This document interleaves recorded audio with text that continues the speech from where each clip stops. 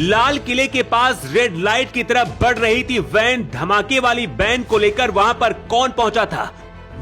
मोदी ने किया गृह मंत्री शाह को फोन। दिल्ली में जारी हुआ अलर्ट। ऑपरेशन के लिए उतरे एनएसजी कमांडो। आतंकी साजिश या फिर कुछ और? घटना से 5 मिनट पहले वहां पर क्या हुआ था? 3 आतंकी गुर्गे गिरफ्तार। लाल किले के पास धमाके का कौन है मास्टरमाइंड? जिस वैन में हुआ धमाका उसे लेकर कौन आया था? लाल किला देश का सबसे सुरक्षित इलाका, भीड़ भाड़ वाला इलाका। 24 घंटे यहां पर सीसीटीवी कैमरे लगे रहते हैं। इसी दौरान एक वैन लाल किले के पास रेड लाइट की तरफ बढ़ती है और अचानक इतना बड़ा ब्लास्ट होता है जिससे मंजर बदल जाता है। पीएम मोदी ने खुद गृह मंत्री अमित शाह से फोन पर बात की और शाह ने आईबी चीफ के पास फोन मिलाया।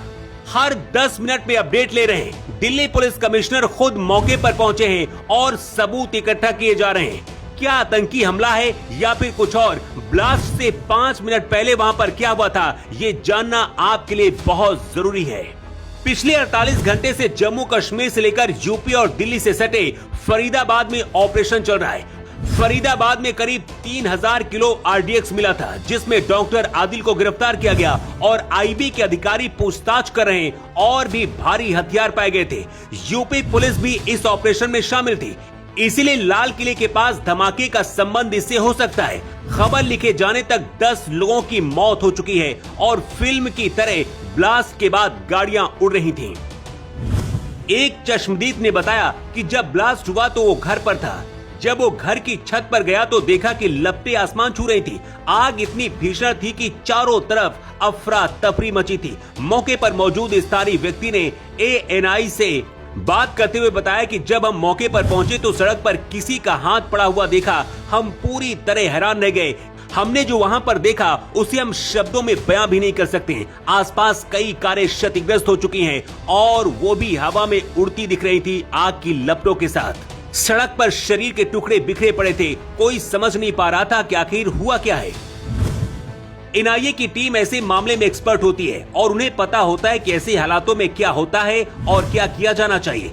यही वजह कि मौके पर एनएसजी कमांडो पहुंच चुके हैं और एफएसएल की टीम सबूत इकट्ठा कर रही है और खुफिया एजेंसियां किसी बड़ी साजिश तक पहुंचने की कोशिश कर रही हैं। धमाके के बाद देश के सभी बड़े शहरों में अलर्ट जारी किया गया है। दिल्ली पुलिस कमिश्नर सतीश गोलचा का कहना है कि जब धमाका हुआ उस दौरान कार बहुत धीमी रफ्तार से चल रही थी। मतलब ये हादसा नहीं बल्कि सोची समझी साजिश हो सकती है या फिर फिदायीन हमला हो सकता है। पिछले 48 घंटे में गुजरात से लेकर फरीदाबाद तक कई डॉक्टरों को गिरफ्तार किया गया है जो आतंकियों के संपर्क में थे।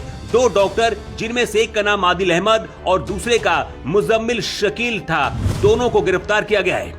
मुजामिल शकील फरीदाबाद में किराए के मकान पर रहता था, जहां से भारी मात्रा में अमोनियम नाइट्रेट विस्फोटक बरामद किया गया है। मुजम्मिल शकील चीन से एमबीबीएस करके लौटा था और फरीदाबाद में एक यूनिवर्सिटी में पढ़ा रहा था।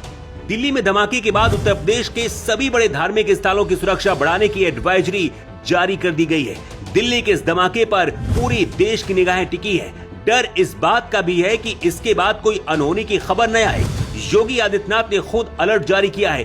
दिल्ली में 14 साल बाद इतना बड़ा और ऐसा धमाका हुआ है, इसलिए चिंता की और भी ज्यादा बात है। Bureau report.